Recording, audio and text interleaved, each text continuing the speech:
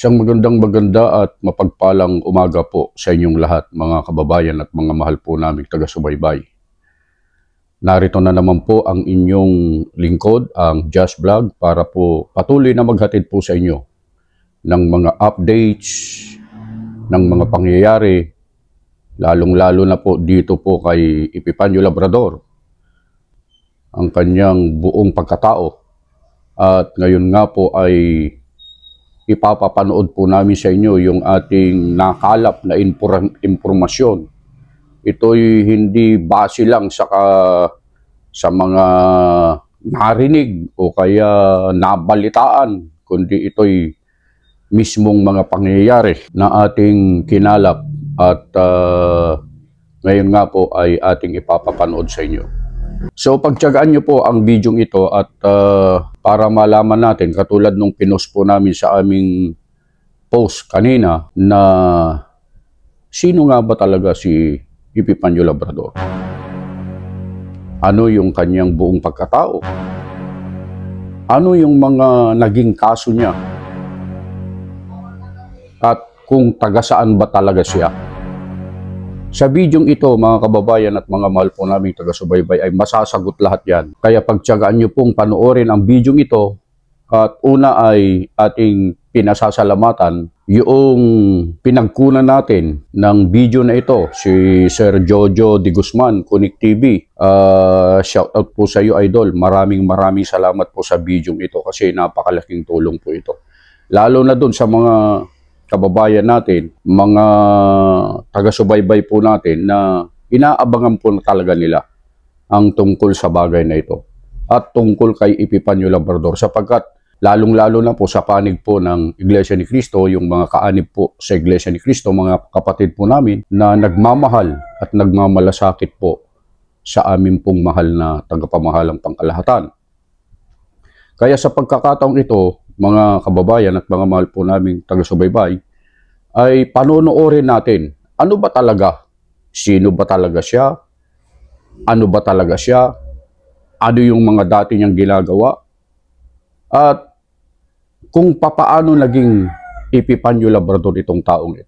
Muli, nagpapasalamat tayo kay Sir Jojo de Guzman, Connect TV. Ilalagay ko po yung kanyang link sa ating description para po i-subscribe nyo po yung kanyang channel, mga kababayan at mga mahal po naming taga-subaybay. So, para hindi na po tayo magtagal, panoorin natin ang video ito.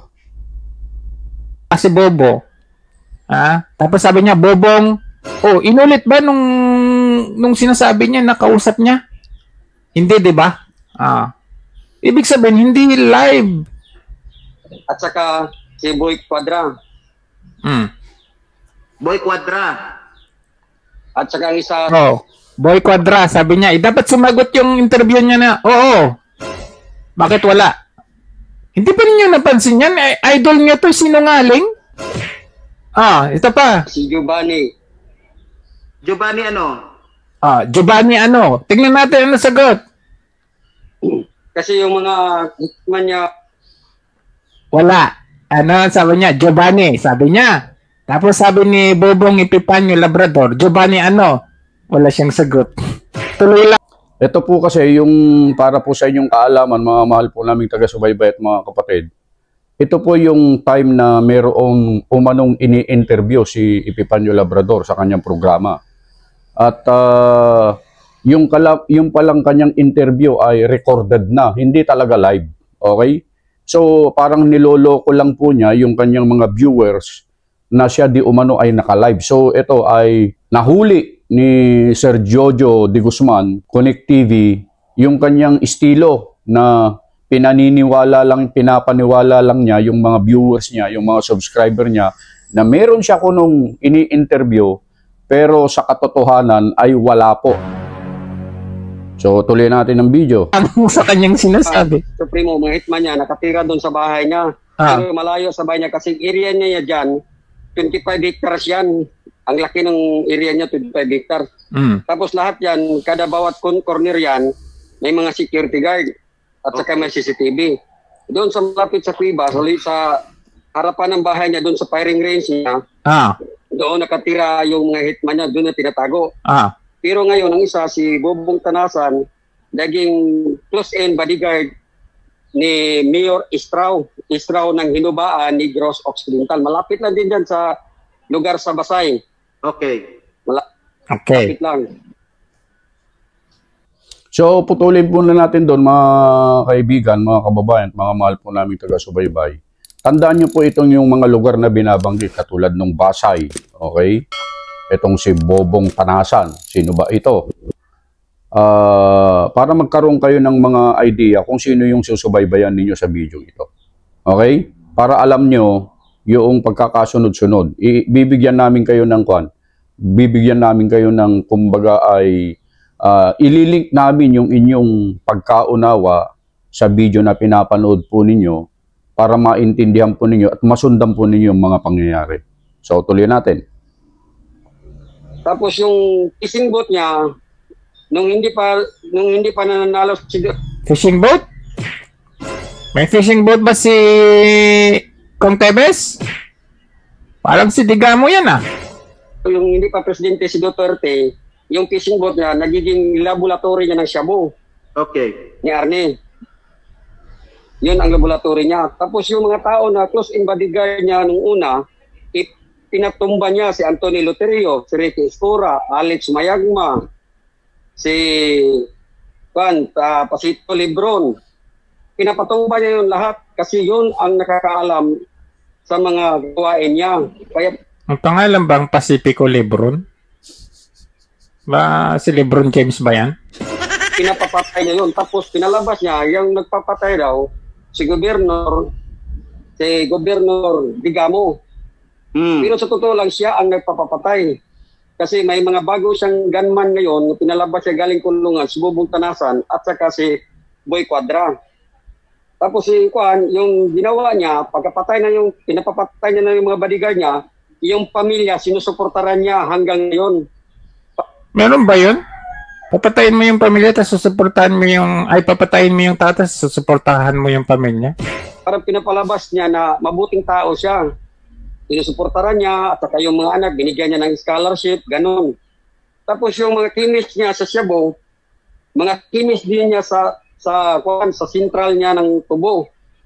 Paggabi doon, sumakay ng sa speedboat, papunta doon sa fishing boat niya. Yung fishing boat niya, Master A yung pangalan, Master A.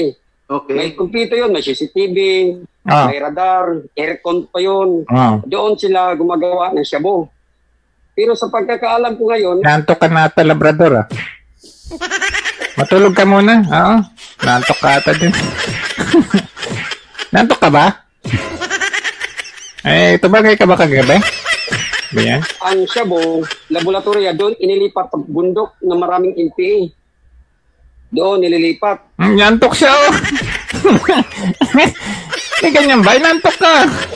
Mga kababayan, para malaman ninyo, itong ang pinapanood po namin sa inyo, mga kababayan at mga mahal po naming mga kapatid, ito'y live interview ko ni Epifanio Labrador. Pero yung pagla-live niya, halos matutulog na.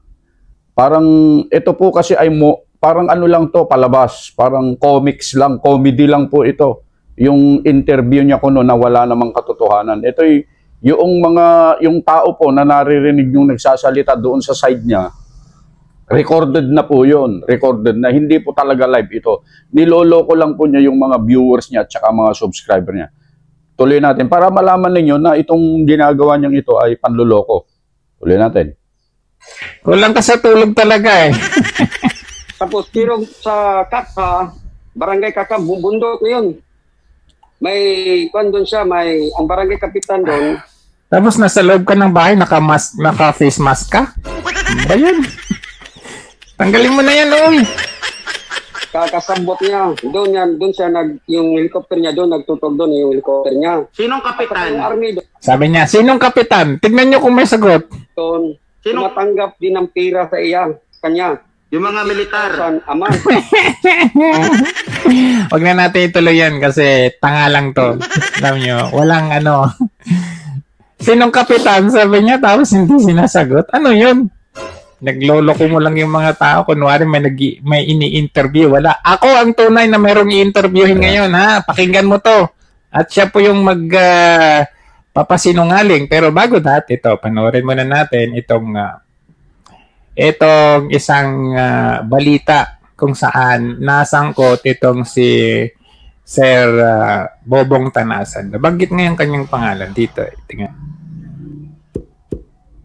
So mga kababayan at mga mahal po naming mga taga-subaybay, ito ay ipapapanood ni Sir Jojo de Guzman yung balita tungkol dun sa kung saan ay nasangkot itong Bobong Tanasan.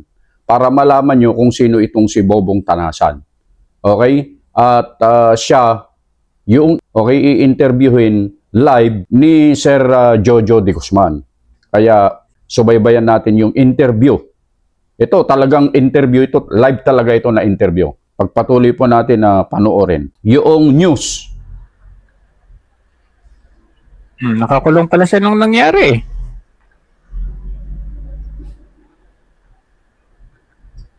Pero dati raw itong empleyado kumanggi sa paratang ang isa sa mga kasama ni Congressman Arnie Teves na kinasuhan kaugnay sa mga pagpatay sa Negros Oriental noong 2019. Sa eksklusibong panayam ng News 5, sinabi ni Jasper Tanasan alias Bobong Tanasan na imposibleng maging bahagi siya sa krimen. Nakakulong daw kasi siya nang mangyari ito. Kinasuhan ng murder sina Tanasan, Congressman Teves at 2 iba pa kaugnay sa pagpatay sa dating NBI agent at nooy Negros Oriental Board member na si Miguel Dungog. Pero giit ni Tanasan, kumaganti lang sa kanila ang tumatayo ngayong testigo at nagdidiin sa kanila. Hindi na pinangalanan ni Tanasan ng testigo, pero dati raw itong empleyado ni Teves at tinanggal sa trabaho matapos daw magdispalko ng pera. Handa raw si Tanasan na humarap sa CIDG at Department of Justice kung kinakailangan. Ito lahat is manufactured evidence. Hindi ito totoo. Kasi kung ako ay nakagawa ng kasalanan sa 2019, hindi na nila ako makikita dyan sa inubaan. Yung kaso, harapin ko yan. Mag-execute din ako ng affidavit dahil alam ko na wala akong kasalanan. So ngayon, sige, tawagan natin yung ating bisita. Ayan, pakinggan ninyo yan at panoorin yung mabuti. Para siyang magbigay linaw, ano? Kasi itong yung nasa larawan natin ngayon ay nabanggit din ito sa Senado. Ngayon ay mabigyan ng linaw kung ano ba talaga ang, kasi syempre tayo medyo nalilito rin tayo. Ayan, ito, ayan na. Ayan. Good evening, Sir. Ano yung nabanggit na pangalan mo sa ano? Nabalita ka pala, no? Sa ano? Sa News 5 Everywhere. Sir, good evening. Yes, good evening, sir. Sa lahat. Wait lang, i-share ko lang. Magandang gabi sa iyo, Sir Jojo, at saka magandang gabi po sa lahat ng followers ng Jojo de Guzman Connect TV and to all allies, vloggers. Magandang gabi po sa lahat. No? Yes, sir. Okay. Ulitin ko, magandang gabi. Sige. Ayan. So, sir, nanood ako sa live mo. Nakita mo, pinakita ka sa balita? Yes, sir. Yes, sir. Nakita ko. Okay. Anyway, may maliit lang akong doon sa balita. Kasi at that time na na-interview ako ni Sir De Leon, yun, hindi kasi nakadetalye yung interview. Kasi yun pangdali ang interview. Hindi niya nasabi kung tutok ba doon sa kay yung Miguel Dungog na case. Kasi hindi ko natandaan yung hindi ko kasi alam yung sir kung ang tanong niya sa akin kasi 2019 yung cases 2014 to 2019 daw yung mga charges na mga cases na konektado doon yung mga issue. So akala ko yung issue nandoon pa ako sa kulungan. So ito to be clear at saka to be clear sa lahat, no. Yung tanong kasi ni Sir De Leon sa akin, hindi ko alam kung anong kaso ang gustong itanong. So, ito pala yung pinalabas niya at the end, sa likod, yung kaso ni Board Member Miguel Dungog po. Okay.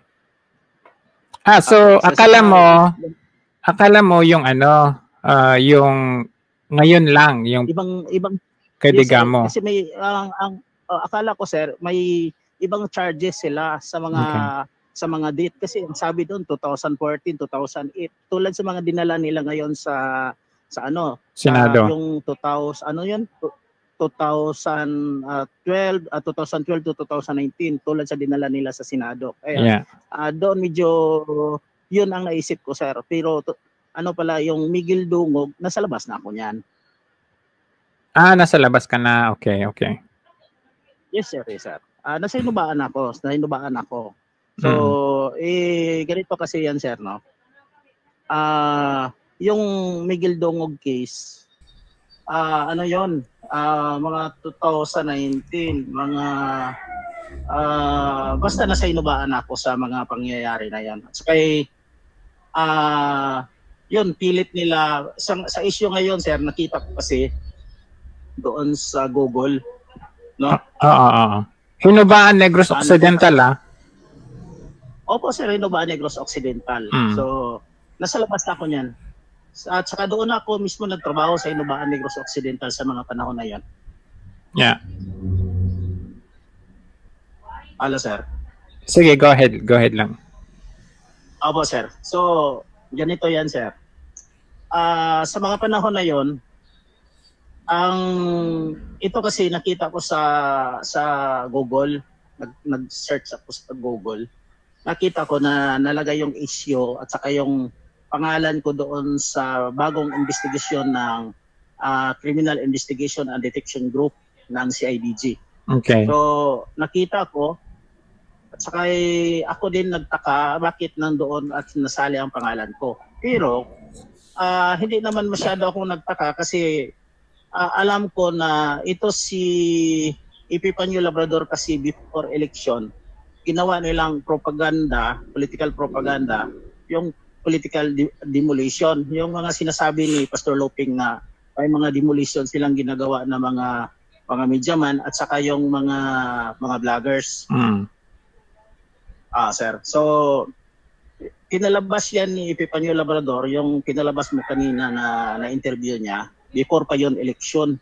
So, nasagot ko na rin yan sa vlogs ko dati kasi nagba-vlogs din ako Ilaw ng Katotohanan, Bubong Tanasan. Hindi ko lang yun natuloy kasi pinahack nila yung account ko, ang lahat na na-post ko is nabura. So wala kasi akong masyadong alam dito sa teknolohiya, sa social media po.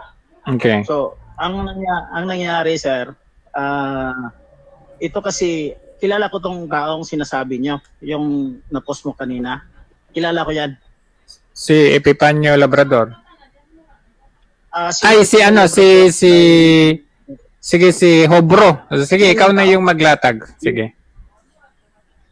Yung taong Pakinggan nyo itong mabuti mga kababayan. Yung binabanggit nilang pangalan na Hobro. Pakinggan nyo mabuti at subaybayan nyo mabuti itong video ito. Tuloy natin. Na interview niya, kilala ko yon. At saka sa nakita ko doon sa Senate hearing, siya yung witness na direct participant daw ng killing, Miguel Dungog killing, murder case. Siya yung direct participant at saka nahuli daw ng grupo ng government in uniform. Tapos naging cooperative daw sa kanila. So ipasok daw nila sa Witness Protection Program. Yan ang nakita ko sa Senate hearing. Okay. So ngayon, kasi kailangan ko tong ipakita sa buong bayan sa bansa natin sa Pilipinas, sa lahat ng mga nanonood sa iyo, sir. Para maging, dapat ba, legit ba tong tao na kinuha nilang witness o naging witness-witnessan na lang para ito ang sasabihin ko. Sige, sir. Makinig kayong mabuti dun sa mga sasabihin ni Bobong Tanasan. Subaybayan yung mabuti at unawain nyo lahat ng mga sinasabi nitong taong ito. Itong taong ito ay may kredibilidad ito. At habang pinapanood ko yung video na to, nagsasabi ng totoo ito. Totoo lahat ng sinasabi nito. Tuloy natin. Doon kami sa loob, kasama ko to sa bilangguan. Kasi nakulong din to dati, sir. Ang kaso niya dati, rape, yung panggagasa. Itong si Jemuel Hobro, Opo, sir. Opo, sir. Jemuel Hobro, may kaso tong panggagasa at saka may kaso din siyang drugs. Okay. One time, drugs influence tong tao. Kilala to sa lugar nila sa Basay Negros Oriental. So, nakulong siya, sir, no? Nakulong siya, nauna siya kulong sa akin Tapos nakulong ako by 2012. So nagsama pa kami doon sa loob. Yung nandoon kami sa loob, isa kaming selda, one pad kami. Ayos naman ang pinagsamahan namin. Kaso lang, ito talaga siya, si Jemuel Hobro, may ugaling mahilig sa pangbuli ng kasamahan namin sa loob. So, kasi ito daw ay martial arts, daw siya, may belt daw siya sa martial arts, kung baga ginagamit niya para ibuli sa mga kasamahan namin sa loob ng silda. Okay. So, yung kaya niyang bulihin, sinasaktan niya. Yan talaga, sinasaktan, binubuli. Saka kung hindi papayag sa mga gusto niya, yun, maraming maabot na suntok sa kanya. Okay. Mahilig sa mga pangbuli. So hanggang inabot sa punto, dahil ako ay parang naging aktivista ako doon sa loob ng bilangguan kasi gusto kong mai-practice yung rights and dignity sa isang bilanggo ng PDL. Kasi kahit bilanggo ka, hindi nawala sa iyo yung dignidad mo Yep. So, yung liberty mo lang nawala. So, gusto kong ma-stop kasi humanitarian reason, sakit na makita natin na may binugbog at sinaktan sa harapan mo. Tao tayo, sir, hindi tayo hayop. Yeah. So, ang ginawa ko, pinaabot ko sa admin ng Bureau na BJMP, no? Bureau of Jail and Penology. Pinaabot ko sa admin at siya ay nabigyan ng tamang din sa kasalanan niya. Kumbaga, parusa. Nabigyan siya ng parang napadlak, sir, napadlak. Napadlak siya. So, Bartolina siguro. Bawal sa kanya yung mga bisita, lahat-lahat. So, napadlak siya. Kasi may disciplinary action kasi yung jail, ang Bureau of Jail, may disciplinary action pila sa mga inmate na mga nananakit ng kapwa inmate. So, yun ang nangyari, sir. So, ito si Jemuel Hobro, may medyo yung pilit niyang pakita ang tao na okay lang sa akin. Pero nakita ko rin na may dinadala siyang galit sa akin. So kaso nauna siya paglabas sa akin, sir. Yung na-acquitted yung kaso niya sa rape. Yung panggagahasa, na-acquit siya doon. Okay. Kasi parang iba ang napuntahan doon parang binayaran yata yun or tinakot yung babae at saka parang naging acquitted yung kaso basta nakalabas siya. So paglabas niya at saka yung drugs niya na-acquit yun, na-dismiss. Paglabas niya ng bilangguan, andun pa ako sa loob sa kulungan. Okay. Yung mga ang bilanggo dati nasa mga 300 pa kami. Pero paglabas ni Jemuel Hobro, naging umabot kami ng 600 to 700 ang bilanggo, sir. Ano ibig sabihin nun? Bibigyan natin ng konting reaction lang to, mga mahal po naming taga-subaybay at mga mahal po naming kababayan, mga kapatid. Itong si Jemuel Hobro na binabanggit po dito sa video, interview ni Sir Jojo de Guzman, siya yung may kaso na drugs at rape. Batay dito sa salaysay na interview, sinasabi ni Bobong Tanasan ay na-acquit dahil sa binayaran o nagkaroon ito ng areglo, okay? Doon sa rape, maging doon sa drugs. Parang ganun ang sinasabi ni Bobong Tanasan. So, para maintindihan nyo, itong taong ito, talagang yung mga na lumabas na mga kaso na nag-viral pa sa social media tungkol dun sa mga kaso niya, yun pala ay totoo. Okay? So napagtutugma-tugma na natin, totoo pala yun. Hindi gawa-gawa lang yun. So confirm na ito'y totoo. So tandaan din natin yung mga salita na Basay. May binabanggit dito na lugar eh. Yung Basay Negros Oriental. Okay? Panoorin natin at pakinggan yung mabuti yung lahat ng sasabihin ni Bobong Tanasan, okay? Hindi ako sasabat, okay? Para marinig yung mabuti lahat ng mga sasabihin niya. Puputulin ko lang kung kailangan magbigay tayo ng konting opinion o kaya analysis para sa ganun ay lalo nating maunawaan itong tinatalakay, itong interview ni Sir Jojo kay Bobong Tanasan. Okay, tuloy natin.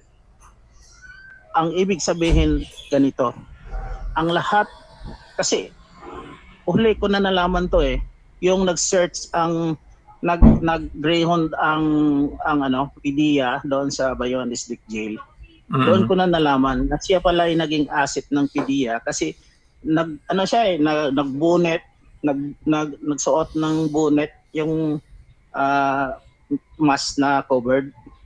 Pero kahit kahit magtago siya o magbunit siya, kilala siya namin dahil kasama ko siya at saka isa kami ng selda. Kilala ko busit.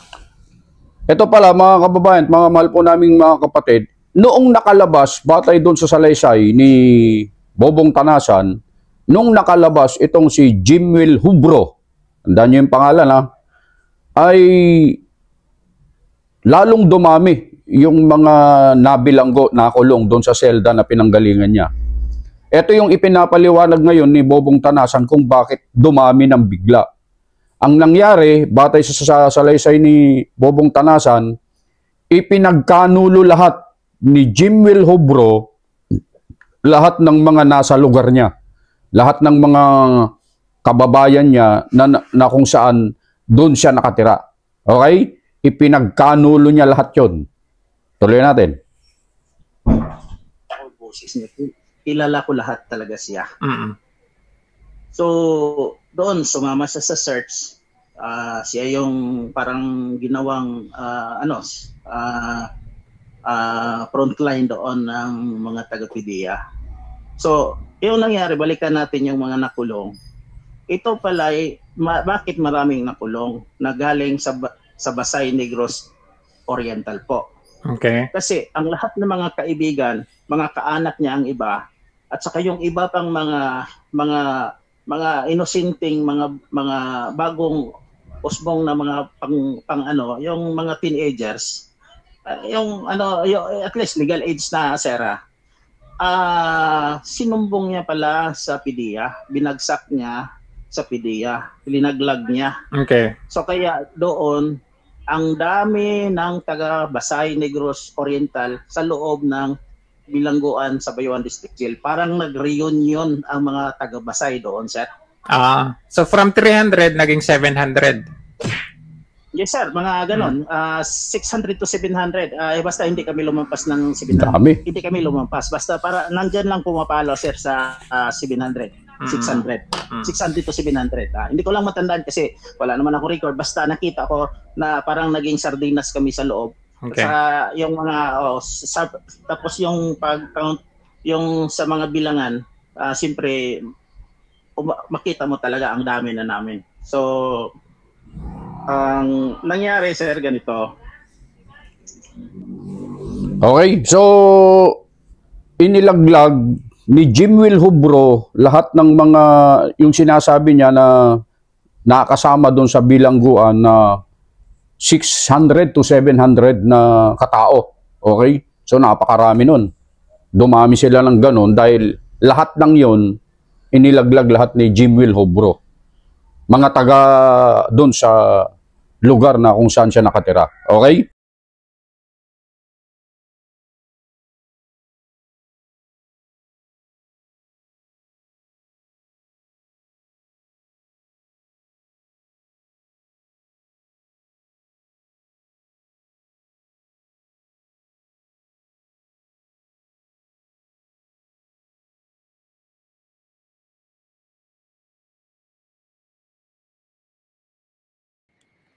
maraming nagalit sa kanya doon sa loob.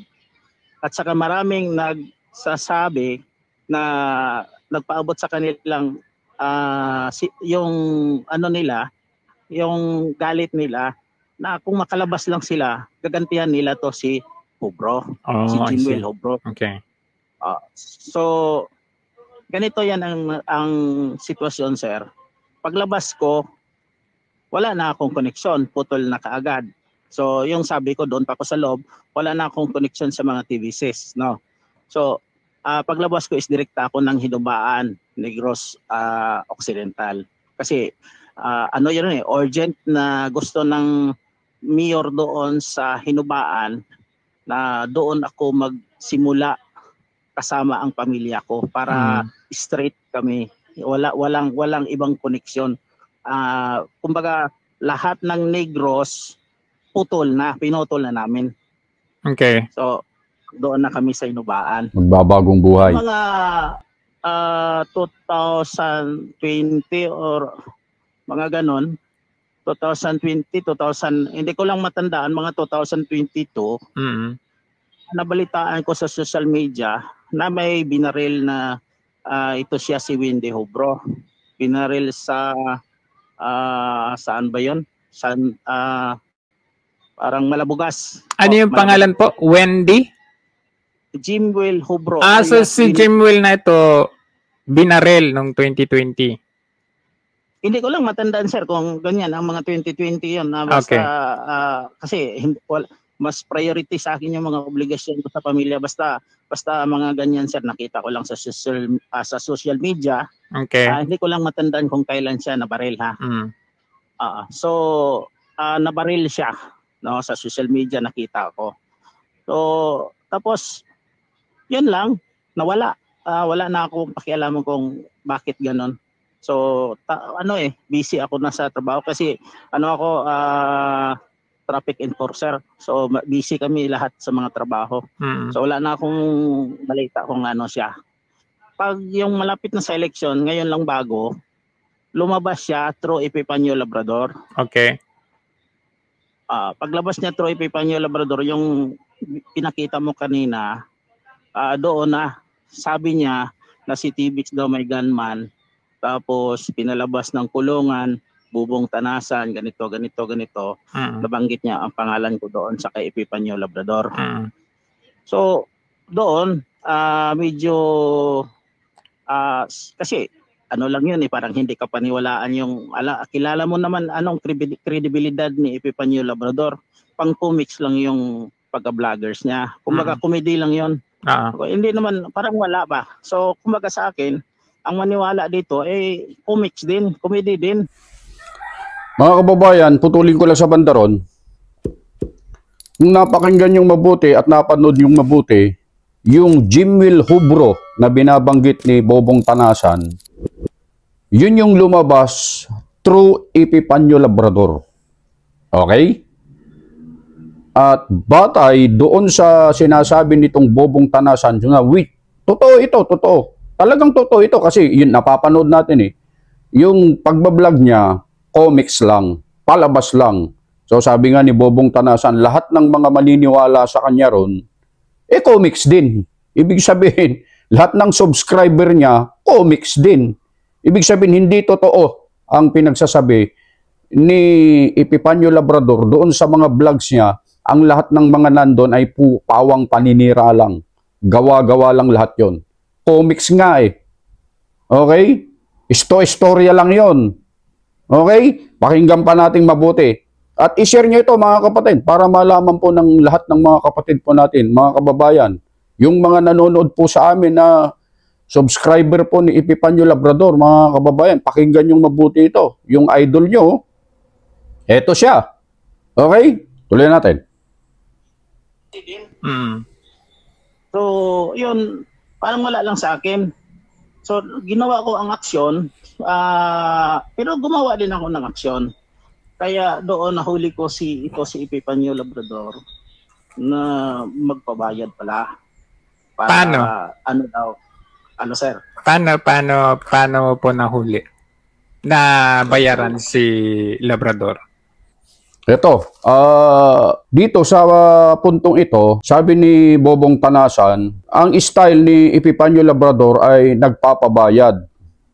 So kung napapanood nyo yung mga nakaraang video niya, di ba may mga binabanggit siyang mga ganun, mga pera-pera. Ganun talaga ang ugali niya pala, na nagpapabayad, nanghuhut-hut, nangungulimbat. Okay? Sa madaling sabi, para maintindihan po ninyo. So, si Bobong Tanasan, nahuli niya si Epifanio Labrador na nagpapabayad. Bayaran si Epifanio Labrador. Na yung Epifanio Labrador na binabanggit ni Bobong Tanasan, yun yung Jimwell Hubro. Para maintindihan po ninyo, mga kababayan, mga mahal po namin taga-subaybay at mga mahal po namin mga kapatid. Ituloy po natin yung video. Share nyo po ito. Ano sir, tumawag ako sa sa messenger niya. At saka nakiusap. Kumbaga nakiusap ako sa kanya na bakit niya sinali ang pangalan ko doon. Saka binanggit niya pa yung pangalan ng mayor doon na ito daw kung hindi daw namin siya kausapin within hanggang 12 noon, ipapalabas na daw niya ang kanyang nabuong video. So sabi ko, bakit naman madamay yung mayor sa hinubaan na mabait ang tao na yun? Kasi sabi niya ganito daw. So sabi ko sa kanya, brother, kasi akala ko Muslim siya eh. So una, nag-greet pa ako ng assalamualaikum sa kanya. Sabi ko, assalamualaikum brother. Yung sagot niya thumbs up. So may suna kasi kami mga Muslim sa Islam, no? May suna kasi kami na sinusunod namin sa Prophet Muhammad sallallahu alaihi wasallam na kung magsalam yung tao, yung mag-greet ka ng assalamualaikum, ibalik mo sa kanya yung alaikum salam. Kumbaga, peace be with you. Yun ang greetings namin. So, ang sagot niya sa akin is thumbs up lang. So, doon ko nakita, hindi to Muslim. Hindi Muslim. Si Epifanio Labrador. Kasi sa mga vlogs niya, palagi niyang ginagamit, Muslim daw siya. Yun ang ginagamit niya. So, hanggang sumakay lang.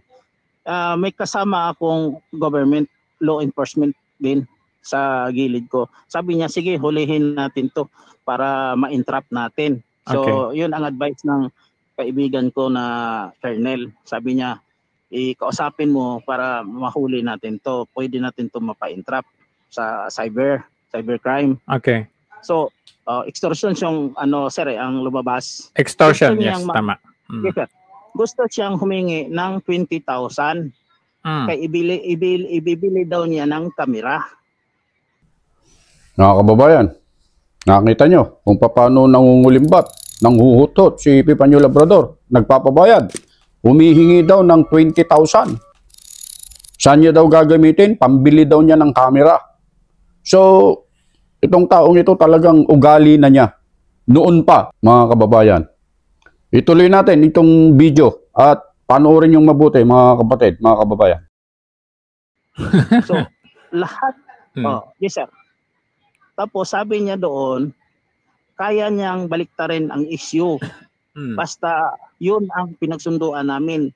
Dahil ipapakita doon niya sa mga kasamahan niya doon sa vlogs niya na mabait daw kami, ganito, nakitulong sa grupo nila. Pero sa totoo sir, wala akong intention na magbayad sa kanya. Wala akong intention na magpadala ng pera sa kanya. Pilit ko pa rin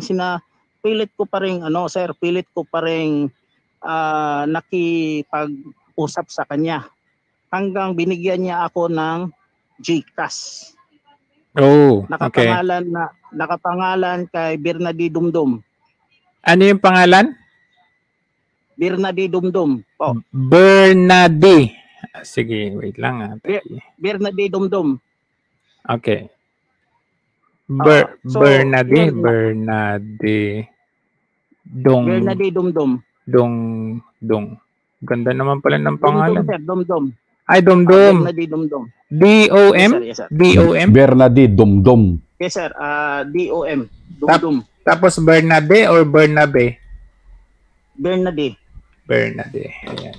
Ipa-flash ko sa... Yun ang pangalan sa GCash, sir. Ayun ang pangalan sa GCash. So malamang ganito yung niya. Malamang ganito, ito yung real name niya. Si Epifanio Labrador. Yes, sir. Kung yan ang real name niya, sir, yung location niya nakuha ko through sa background, nag-background investigation ako sa kanya. Yung location niya is Camarines Norte po. Nakuha ko kasing address ni Bernardino Dumdum doon sa Camarines Norte. Okay. Sige, balikan natin, sir. Sige, go ahead. Ibig sabihin, in short, pira-pira lang yung kay Epifanio Labrador. Okay. Extortion. Kasi yun sirain yung tao para sa kanya, makipag-negosyar sa kanya. Sige, balikan natin tong witness niyang pinalabas. No? Ito si Wendy Hobro. So, lumabas doon si Wendy Hobro. So, nagulat ako, bakit nabanggit yung pangalan ko, ganun-ganun. So, sabi ko, bakit naman ako nasali dito? Agad-agad, tinawagan ko ang nanay niya, ni Wendy Hobro. Sabi ko kay Nanay Lima, kasi si Nanay Lima is parang nanay ko rin at saka mabait na tao. Yan, kilala yan sa Basay Negros Oriental. At saka irespeto din to ng mga tao si Nanay Lima kasi galing sa pamilya nila, mga mabait to sila Nanay Lima. Okay. Saka mga unlap to mga pamilya unlap. Mga mabait yan doon sa Basay. So, ang nangyari, sir,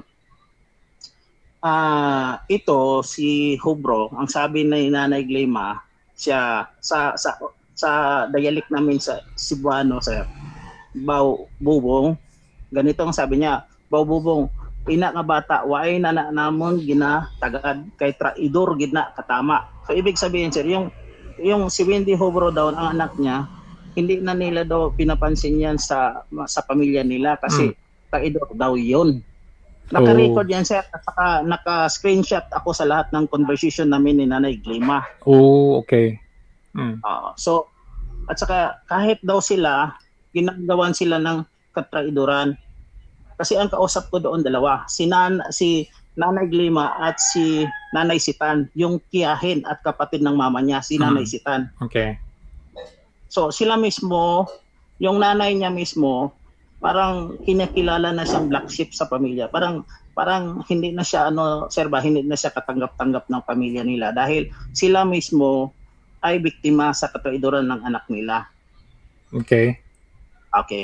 So, at least may una na ako doon sa nanay niya. So, dito naman nagkanda ko ng investigasyon kung bakit niya ako at ano ang nangyari sa totoo sa kay Hobro. Kasi,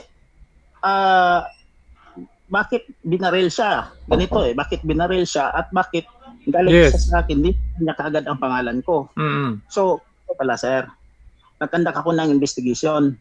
Okay. Si Wendy Hobro pala, nagtrabaho pala ito sa loitering at outlet, yung STL. STL. Nagtrabaho pala sa STL. Under sa mga, yung parang sa basta ito yung lang matandaan ko, parang sa kay congressman siguro yun iwan ko kung kay congressman or sa tao ni congressman naka-franchise yung STL. Kasi hindi ko lang alam, sir, kasi wala na akong pakialam. Sabi ko doon sa una kong unang interview, wala na talaga akong alam dito. Basta ito lang, STL collector siya. Saka nakadispal ko siya ng malaking pera. Tinakbuhan niya yung STL. Under kay Kong Teves yun? Para sa pag-alam ko, sir, may connection basta may connection sa pangalan ni Kong Teves. Okay. Hindi ko sinasabi kanya yun, basta connected sa pangalan niya. Okay. Sige, okay. Tinakbuhan niya, malaking pera ang tinakbo niya sa koleksyon. Kasi ang koleksyon doon, ang STL doon, hanggang Bayawan, papuntang Basay. Malaki ang range ng STL doon. Okay. So, siguro malaki talaga ang pera. So, siguro, sa laki ng ninakaw niyang pera at saka nabaril siya, malamang si Kong Teves ang gusto niyang pagbintangan sa kanyang pagkabaril. So, kaso lang, hindi din ako maniwala na magsabi ako na si si Kong Tibis ang nag-utos na mabaril siya kasi ang dami niya mismong kaaway. Alam ko doon mismo sa loob, ang dami niyang kaaway na nakalabas na rin. Nakauwi na sa Basay. O kumbaga, di natin alam, hindi natin pwedeng tuldukan na ang bumaril sa kanya, inutusan ni Kong Tibis. Kasi yung parang pagkasabi niya, bodyguard daw siya na pinapapatay dahil ang dami niyang alam. Parang ganun, di ba? Oo, kasi yun yung lumalabas na parang dating bodyguard daw ni Kong Tibis na pinapatay daw siya na nabuhay. So, ang tanong ko ngayon, nabuhay ba nga siya o patay na? Ang investigasyon kasi, sir, ganito. Pakinggan nyo. Ako nagkandak ako ng investigasyon sa sarili ko kasi gusto kong makita kung ano ba ang dahilan at saka bakit niya ako ginulo sa buhay ko. Okay. So, nagkandak ako ng sariling investigasyon. Sa totoo, sir, ito si Wendy Hobro daw, hindi totoong bodyguard ni Congressman Tibis. No? Hindi siya totoong bodyguard, kundi isa siyang STL collector doon sa nakapangalan o related sa kay Congressman Tibis. So, tinakbuan niya ng pera, tapos by a few months na baril siya, gusto niya niyang sabihin na pinapapatay siya ni Congressman Tibis. Pero doon pa lang sa loob, alam ko ang daming nagalit sa kanya at may kapasidad din na pwede siyang patayin. So, yun sir, no? Yun ang talaga na tunay na mga pangyayari doon sa kanya, sa kay Wendy Hobro. Tapos ito naman si Wendy Hobro, sir. Ang dami ng mga tao kahit doon sa hinubaan na gustong mag-file sa kanya ng kaso lang natakot kasi armadong tao to, may marami daw tong baril, armado. So natakot sa kanya yung mga taga-hinubaan. Nakatakot pala. Doon na parang ginahasa din niya, hindi na nag-file ng likramo. Yung pamilya, tahimik na yung pamilya. So yung nabalitaan na nabaril na siya, nawala na, naputol na, nawala na siya doon. Pero ito, nagkandak lang ako ng investigasyon kasi apektado ako sa ginawa niya. Naging issue ako doon. Okay. So, oo. Ito sir, ang masabi ko lang tungkol sa kay Wendy Hobro. Ito yung Wendy Hobro at saka Jimwell Hobro, iisa yung binabanggit ni ni Bobong Tanasan. Kasi yun ang tawag nila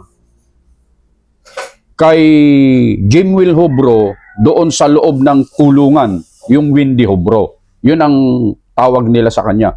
Pero yung Wendy at saka Jimwell, para hindi kayo malito, mga kababayan, mga kapatid, mga mahal po naming taga-subaybay, iisa lang yun. Iisa lang yung tao na yun. Yun lang yung madalas nilang itawag sa kanya.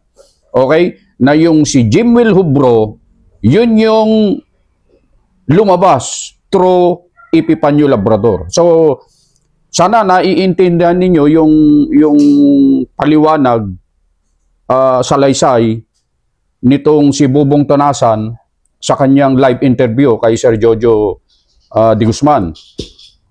At eto, pakinggan ninyong mabuti kung ano pa yung mga pangyayari. Subaybayan ninyong mabuti, mga kababayan at mga mahal po naming mga kapatid. At i-share nyo na rin po itong video ito. Tuloy natin. Yung maniwala sa kanya, comics lang yan. Kasi ito si Wendy Hobro, wala na tong, hindi na katanggap-tanggap mismo ng pamilya niya. Kumbaga, naghanap siya ng shelter, naghanap siya ng taguan. So, hindi siya pwedeng umuwi sa kanila kasi wala na siya. Marami siyang kalaban sa Basay, sa lugar nila. Hindi din siya pwedeng kung saan-saan na lang. So, ang ginawa niya, sir, mas pipiliin niya pa na magpalabas ng istorya na dating bodyguard siya at binaril dahil maraming alam at nagsiwalat daw sa kay Congressman Tibis. So, yun ang ginawa niya para maniwala sa kanya ang Epifanio Labrador na Epifanio Labrador na vloggers. Okay. Saka ito naman si Epifanio Labrador, Ngayon, di ko lang bakit naniwala sa kanila yung CIDG, yung nag-imbestiga doon, sir. Talagang na-shock lang ako kung bakit ito. Parang comics kasi ito si Epifanio Labrador eh. Naniwala sa kanila. Comics. Ang investigasyon doon nakita ko sa Google kasi itong tao talaga pinilit niya ang sarili niya na may siya masilungan. Kumbaga gusto siya shelter. Pasensya na sir kasi hindi ako masyado marunong magtagalog kasi Bisaya ako. Yeah. So pasensya na rin sa mga okay lang, mga kalunas mo. Basta pilit ko lang gusto ko lang mapaabot sa inyo ang kaya ko, sir. Okay. Kaya ko. Hindi ako fluent sa Tagalog, sorry talaga. Okay. So ang tanong ko yes, ang tanong ko nakasama mo siya sa bilangguan, di po ba? Yes, sir. Yes, sir. Okay. So, alam mo yung boses niya. Kilala ko yan, sir, yung boses niya. Kasi ako dati, sir, radio modulator ako, sir. Modulator ako ng yung BHF radio. Modulator ako. So, madali namin matandaan yung mga boses na dumadaan sa sa mga taingan namin. At saka yung doon sa Senate hearing, lumabas na yung pangalan niya doon, Jimmy Lobro. Okay.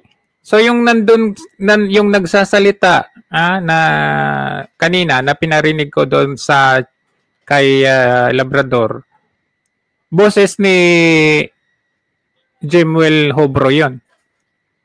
Yes, sir. Boses niya yon, sir. Boses niya yon.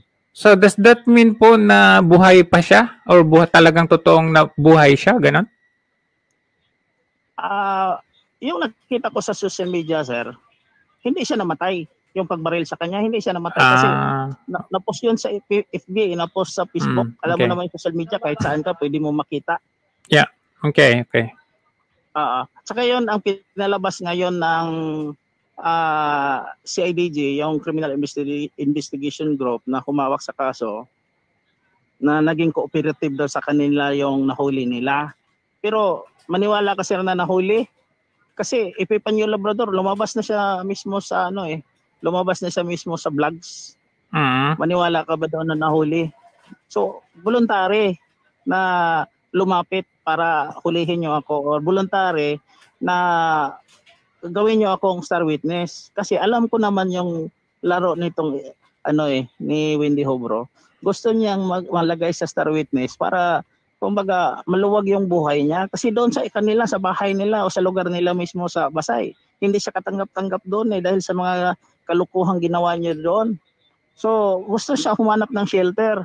Kaya mas pilitin niya pa na masangkot siya sa ganitong issue kasi sa palagay niya isikat siya dito at saka ganito ang gawin niya para may kukup-kup sa kanya. Yan talaga sir, ang totoo. Ginawa niya ang gusto niyang gawin ang DOJ, gusto niyang gawin yung Witness Protection Program na bahay kup-kupan. Pero sa totoo sir, sa side ko, nagkanda ito investigasyon ko to investigasyon at saka ito yung pagsasalita ko ngayon, halong emosyon ko to kasi sa totoo lang may galit talaga ako sa kanya sir, sa totoo lang. Pero kailangan ko pa rin magsabar, yung kami pasensya. Kailangan pa rin kasi sinira niya na ang pangalan ko, sinira niya ang buhay ng pamilya. Marami na siyang sinira sa akin. Marami na talaga siyang sinira sa akin. Kaya ito pilit niyang kupkupin siya ng CIDG or yung sa Witness Protection Program para matago siya doon at saka mas maluwag siya doon kaysa dito sa labas o sa lugar nila sa Basay kasi hindi siya katanggap-tanggap mismo ng pamilya niya. Yung tiyohin niya sir, nandyan mismo nagtrabaho yan sa kay Pride Henry Tevez. Kapatid ng papa niya. Yung tiyohin niya, nandyan mismo na yan nagtrabaho sa kay Pride Henry Tevez sa dating gobernador. Hanggang ngayon po? Yung tiyohin niya nito, kapatid ng papa niya hanggang ngayon sir. Okay. So, yun, parang kahirap-hirap siguro. Pag tiyuhin ka, alam mo na yung kung totoo man na ang nagpabaril sa pamangkin mo, si Tibis, siguro hindi ka magtagal dyan kay Tibis, alis ka na, di ba? Yes, of course. Baka ikaw ay idamay, di ba? Ganun. Totoo yun. Yes, sir. Totoo yun. Nandyan si Daniel Hubro po, kapatid ng papa niya mismo. Nandyan nagtrabaho kay Fried Henry Tibis. Kaya itong ginawa ni Hubro, malaking kalukuhan to, sir.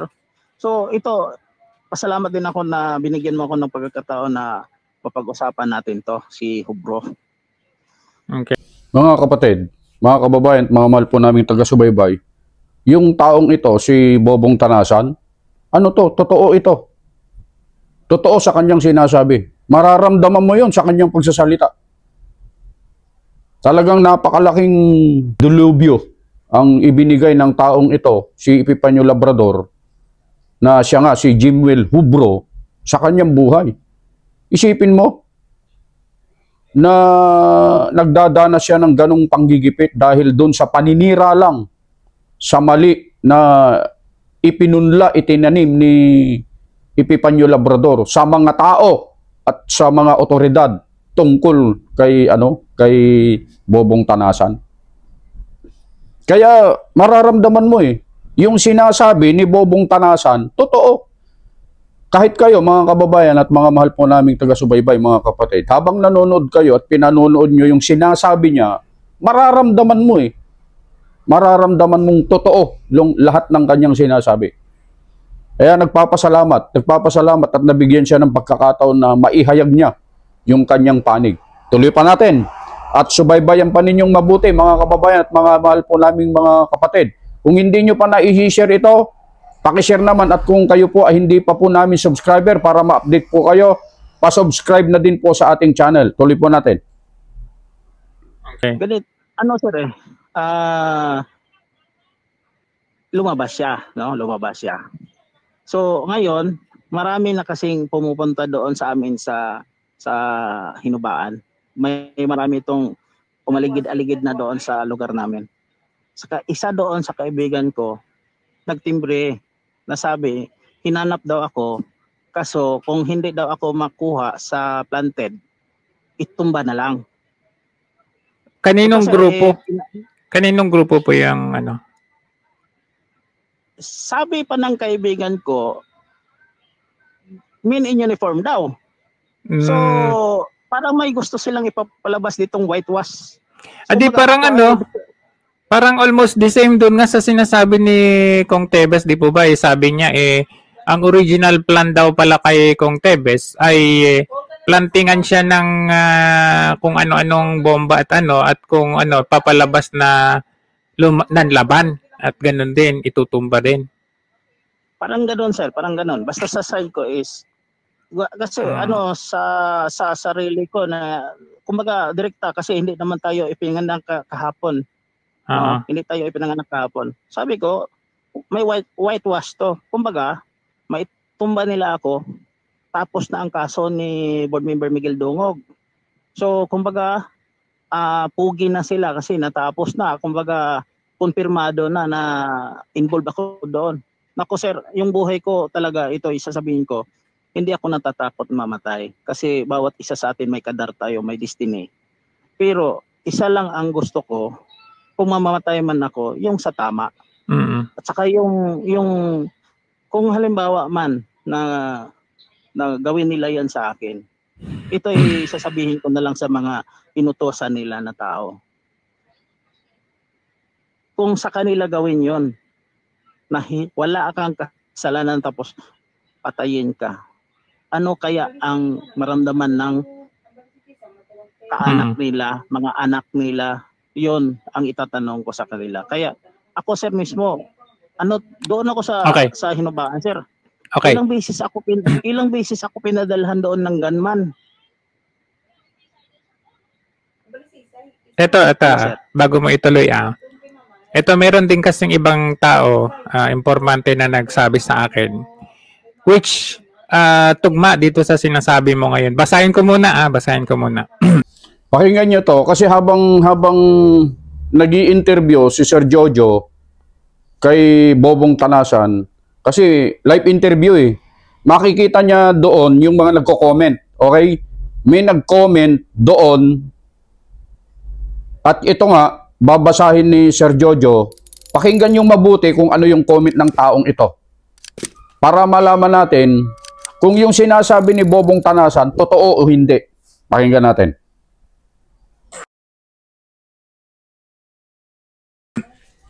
Sabi, yun pong witness na hawak ng CIDG na si Jimwell Hobro, dati po yun nagtatrabaho kay Kong Teves bilang kolektor ng STL. Hindi po totoo na gunman o hitman siya ni Kong. Hindi nga po yan kilala ni Kong siya eh.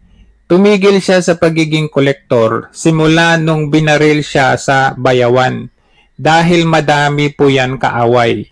Marami din siyang kaso ng rape po yan at ng dispalko ng pera. Sa Iligan, sa Dumaguete at sa Bayawan.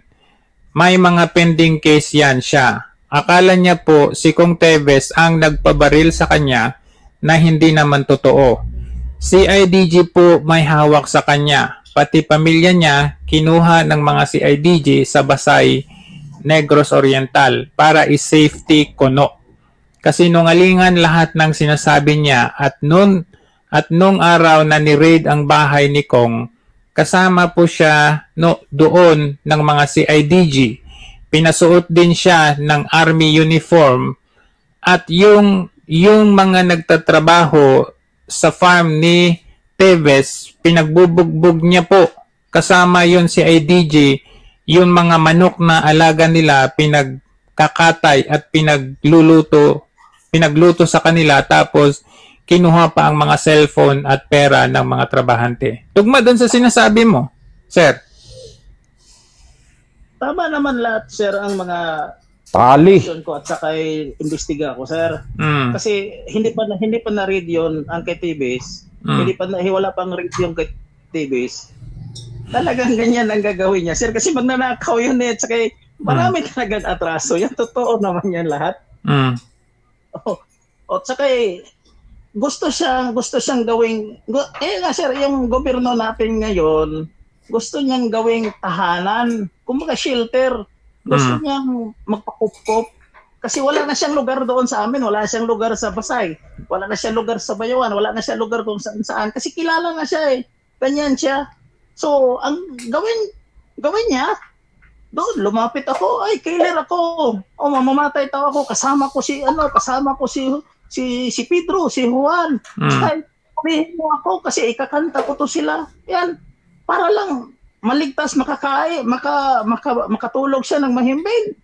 Isisirain yung buhay ng ibang tao tulad sa akin. Grabe. Gusto niyang ipabagsak ang pagkatao ko para lang siya ay maniwala sa kanya ang bureau yung CIDG. So, yun lang. Sana, gusto ko lang na pansinin to ng mga mapansin ito ang issue natin, mapansin ito ng mga concerned agencies saka sa mga concerned na mga tao na mabigyan sana ng tama na investigasyon at saka yung tamang-tama na hindi bias, sir. Alam mo, sa ngayon, nagsasalita ako, emosyon talaga ako, tumaas yung blood pressure ko. So, hypertension ako, sir, sa ngayon. So, pero, emosyon, buhay ko yung sinira niya, sir, eh. Buhay ng mga anak ko talaga ang sinira niya dahil lang dito. Tapos, sabihin niyang witness siya doon sa ganito, i-DDA niya ako. Sige, isa lang ang ko, sir. Bigyan nila ako ng pagkakataon na maka-counter affidavit. Yun lang. Bigyan nila ako ng pagkakataon na mag-counter affidavit. Ipapakita ko sa kanila yung ebidensya ko na wala akong kinalaman doon sa krimen. At saka yung witness nila na si Wendy Hobro, tingnan ko rin yung ebidensya nila kung saan ang may prueba kami. Yun nga eh. May evidence. Magalabanan ng mga may evidence. Yeah, ang gusto ko lang, sir, na pabor, bigyan lang ako ng pagkakataon na makakuha ako or makapag-counter affidavit ako. Hindi nila ako tanggalan ng karapatan. Kasi due process yan na mag-counter affidavit. Hindi nila ako tanggalan ng karapatan. Bigyan nila ako ng pagkakataon na mag-counter affidavit. Kaya nga, yung mga issue doon, gusto ko lang, lahat ng mga issue nila na involve yung pangalan ko, bigyan nila ako ng pagkakataon na ipadala nila sa Inubaan Negros Occidental yung mga affidavit na pwede kong ma-counter para ako ay maka-counter din. Tama. O kasi mahirap, sir. Kasi ito, na usap-usapan lang to sa galing sa mga kaibigan ko. Ang plano daw, itago lang yung ipapalabas na at large ako at saka labasan na ng warrant. Yun ang plano. So, pwede ba yun, sir? Hindi natin ma-practice ang pagka-Pilipino natin. Yung due process, hindi natin pwedeng i-practice. Ano na ba ang bansa natin ngayon? Yun nga eh. Pero nabanggit mo yung tumulong sa'yo na mayor nung ikaw ay lumabas. Sumubok ka na ba na magpatulong sa kanya po? Opo, sir.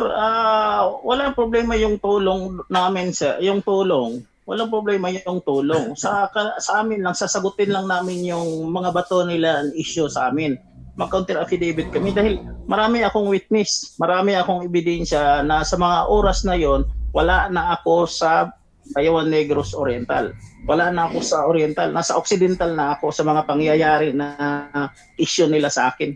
Kasi paglabas ko ng bilangguan, urgent, ano ako ng mayor doon sa Occidental.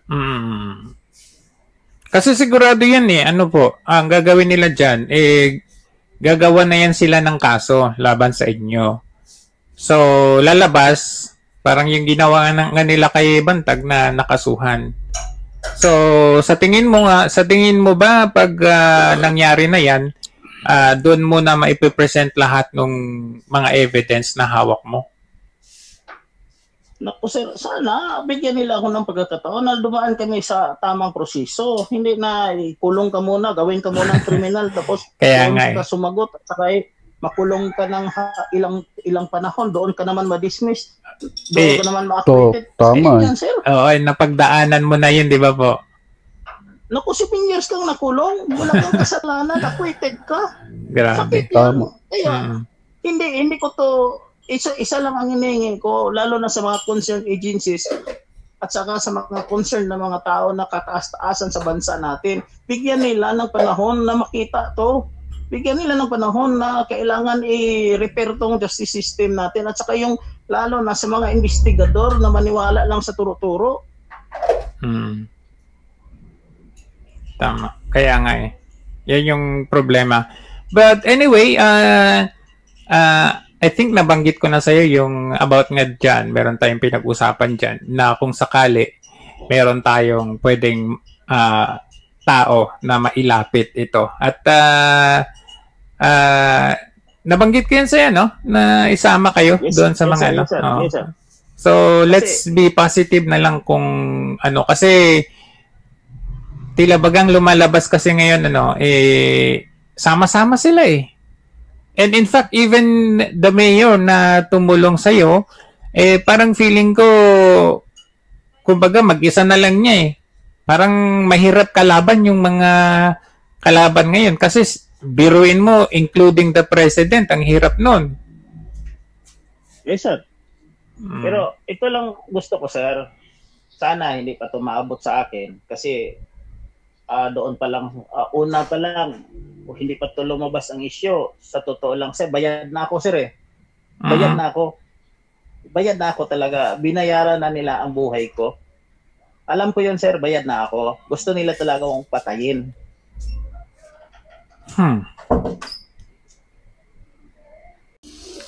Mga kababayan at mga mahal po naming taga-subaybay, itong taong ito talagang nagsasabi ng totoo ito. Ramdam ko yun. At alam kong maski kayo na mga nanonood po sa amin, ramdam nyo yung kanyang pagsasalita. Itong taong ito ay may kredibilidad. Nagsasabi po ito ng totoo. Kaya gusto nila siyang patayin kasi marami siyang alam marami siyang alam na maaari niyang isiwalat para doon sa mga kaso na ibinabato sa kanila na di umano ay wala namang katotohanan. At ito, narinig natin na talaga namang itong si Jimwell Hubro alias Epipanyo Labrador at kung ano-ano pang mga alias ang sinasabi niya, nakita natin kung papaano sinira ng taong ito si Bobong Tanasan at ang kanyang pamilya. Talagang wala nang ibang ginagawa o gawain ng taong ito kundi manira lang. Nagpapabayad, pagkatapos ay maninira at ganyan din ang ginagawa at ginawa niya na sa loob ng Iglesia ni Cristo, lalong-lalo na po sa aming mahal na namamahala.